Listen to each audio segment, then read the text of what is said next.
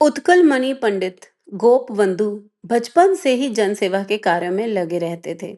उनके हृदय में सभी लोगों के लिए प्रेम और वसुदेव कुटुंबकम की भावना भरी हुई थी। हीराकुंड बांध बनने से पहले उड़ीसा में हर साल कभी भयंकर बाढ़ आ जाती तो कभी सूखा पड़ जाता। एक वर्ष अचानक बहुत तेज वर्षा हुई और ऋषिकुल्या नदी में भयंकर बाढ़ आ गई। कई गांव डूब गए और हजारों लोग संकट में फंस गए। उसी समय सत्यावादी में गोपबंधु के घर यह समाचार पहुंचा। उस समय उनका इकलौता पुत्र बहुत बीमार था। यह दुखद समाचार सुनकर गोपबंधु कुछ देर सोच में पड़ गए। फिर उन्होंने अपने साथियों पंडित नीलकंठ दास और गोदावरी शाद को बुलाया और कहा, मैं डॉक्टर नहीं हूँ, मेरे बेटे का इलाज डॉक्टर कर रहे हैं। उनकी देखभाल भी घर वाले कर रहे हैं, लेकिन बाढ़ में फंसे हजारों लोग हमारी सहायता का इंतजार कर रहे हैं।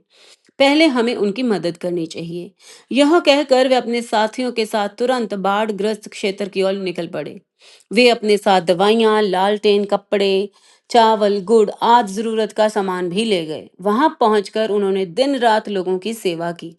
नावों की सहायता से बाढ़ में फंसे लोगों को बचाया गया। कई दिन राहत कार्य चलता रहा। गोपबंधु अपनी पूरी शक्ति से लोगों की सहायता करते रहे। जब बाढ़ का पानी कम हुआ और सहायता कार्य ठीक से चलने लगा, तब वे अपने घर लौट आए। घर पहुंचते ही उनकी पत्नी ने रोते हुए कहा, हमारा इकलौता बेटा अब इस दुनिया में नहीं रहा।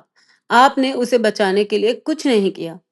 यह सुनकर गोपबंधु का हृदय दुख से भर गया, लेकिन उन्होंने अपनी पत्नी को समझाते हुए कहा, हाँ, हमारा एक बेटा चला गया, लेकिन बाढ़ में फंसे हजारों लोग वो भी अपने ही थे। उन लोगों की जान बच गई। यही सबसे बड़ी बात है। गोपबंधु का मानव प्रेम और सेवा भाव सचमुच अद्भुत था। वे अपना दुख सुख भूलकर हमेशा दूसरों की सहायता के लिए तैयार रहते थे। तो दोस्तों, ये थी एक कहानी एक ऐसे व्यक्ति की जो अपने स्वार्थ से ऊपर उठकर दूसरों के दुख में उनकी सहायता करता है। उम्मीद करती हूँ आपको ये कहानियाँ बहुत पसंद आ रही होंगी। अगर आप ऐसी और कहानियाँ सुनते रहना चाहते हैं तो हमारे चैनल को सब्सक्राइब और फॉलो कर लीजिए, क्योंकि आपकी सपोर्ट हमारे लिए बहुत ज़रूरी है। इस कहानी को सुनने के लिए आपका धन्यवाद। फिर मिलते हैं नई कहानी में।